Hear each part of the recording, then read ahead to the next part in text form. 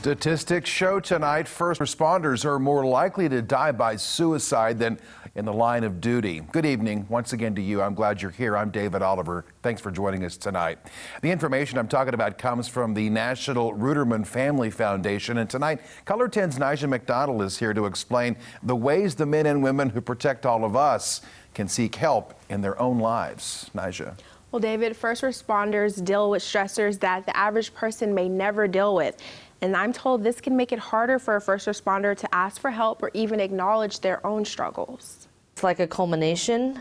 You deal with a very stressful, traumatic situation, and then you're done and you move on to the next. Hudson describes this as a cycle of exposure to trauma. She says she encourages first responders to unpack difficult emotions as they come up.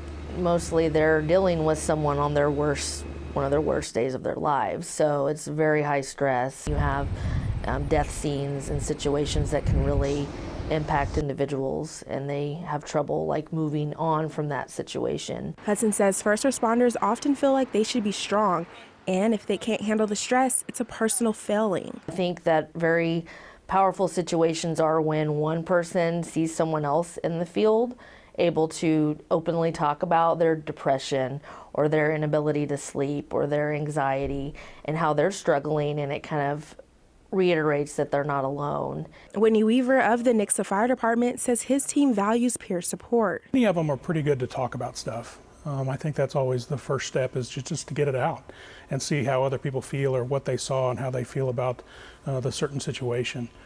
And so when we get that kind of a feeling or gut feeling about it, or sometimes it's just, we know it's a bad call. Weaver says his team is blessed to have an experienced fire chaplain. A lot of times it just takes a short conversation to find out what's going on. Luckily, we have not had many circumstances that had to go to full-blown counseling or, PTSD training kind of thing.